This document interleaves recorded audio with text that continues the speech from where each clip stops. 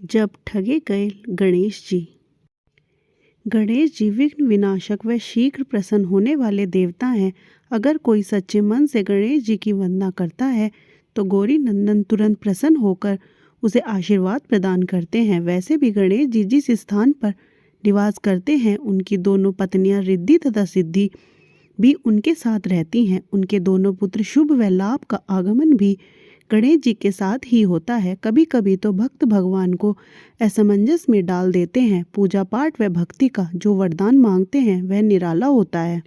काफ़ी समय पहले की बात है। एक गांव में एक अंधी बुढ़िया रहती थी। वह गणेश जी की परम भक्त थी। आंखों से भले ही दिखाई नहीं देता था, परंतु वह सुबह शाम गणेश जी की बंदगी में मगन रहती। नित्य गणेश जी की प्रतिमा के आगे बैठकर उनकी स्तुति करती थी, भजन गाती व समाधि में लीन रहती। गणेश जी बुढ़िया की भक्ति से बड़े प्रसन्न हुए।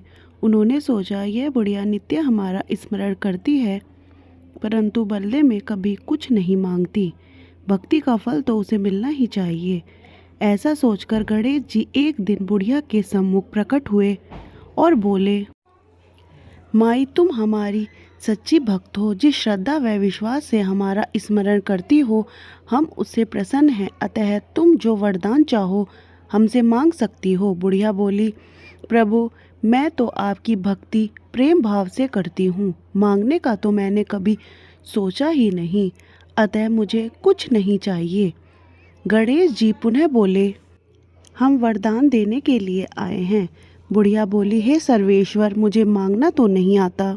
अगर आप कहें तो मैं कल मांग लूँगी। तब तक मैं अपने बेटे व बहू से भी सलाह मशवरा कर लूँगी। गणेश जी कल आने का वादा करके वापस लौट गए। बुढ़िया का एक पुत्र व बहू थे। बुढ़िया ने सारी बात उन्हें बताकर सलाह मांगी। बेटा बोला, माँ, तुम गणेश जी से ढेर सारा पैसा मांग लो, हमारी गरीबी दूर हो जाएगी, सब सुख चैन से रहेंगे। बुढ़िया की बहू बोली, नहीं, आप एक सुंदर पोते का वरदान मांगे, वंश को आगे बढ़ाने वाला भी तो चाहिए। बुढ़िया बेटे और बहू की बात सुनकर असमंजस में पड़ गई। उसने सोचा, यह दोनों तो अपने अपने मतलब की बातें कर रहे हैं। बुढ़िया ने पड़ोसियों से सलाह लेने का मन बनाया। पड़ोसन भी नेक दिल थी। उसने बुढ़िया को समझाया कि तुम्हारी सारी जिंदगी दुखों में कटी है, अब जो थोड़ा जीवन बचा है वह तो सुख से व्यतीत हो जाए। धन अथवा पोते का तुम क्या करोगी?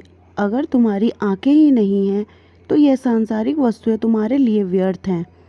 अतः तुम अपने लिए दोनों आंखें मांग लो। बुढ़िया घर लौट आई। बुढ़िया और भी सोच में पड़ गई। उसने सोचा, कुछ ऐसा मांग लूं जिससे मेरा बहू बेटे सबका भला हो जाए। लेकिन ऐसा क्या हो सकता है? इसी उधेड़-धुन में सारा दिन व्यतीत हो गया। बुढ़िया कभी कुछ मांगने का मन बनाती तो कभी कुछ, परंतु कुछ भी निर्धारित न कर सकी। दूसरे दिन गणेश जी पुनः प्रकट हुए और बोले, आप जो भी मांगेंगे वह हमारी कृपा से हो जाएगा, यह हमारा वचन है। गणेश जी के पावन वचन सुनकर बुढ़िया बोली, हे गणराज, यदि आप मुझसे प्रसन्न हैं तो कृपया मुझे मन वांछित वरदान दीजिए। मैं अपने पोते को सोने के गिलास में दूध पीते देखना चाहती हूँ। बुढ़िया की बातें सुनकर गणेश जी उसकी सादगी व सरलता पर मुस्कुरा दिए। बोले, तुमने तो मुझे ठग ही लिया। मैंने तुम्हें एक वरदान मांगने के लिए बोला था, परंतु तुमने तो एक वरदान में ही सब कुछ मांग लिया। तुमने अपने लिए लंबी उम्र तथा दोनों आंखें मांग ली, बेटे के लिए धन व बहू के लिए पोता भी मांग लिया। पोता होगा, ढेर सारा पैसा होगा, तभी तो वह सोने के गिलास में दूध पिएगा। पोते को देखने के लिए तुम जिंदा रहोगी, तभी तो देख पाओगी।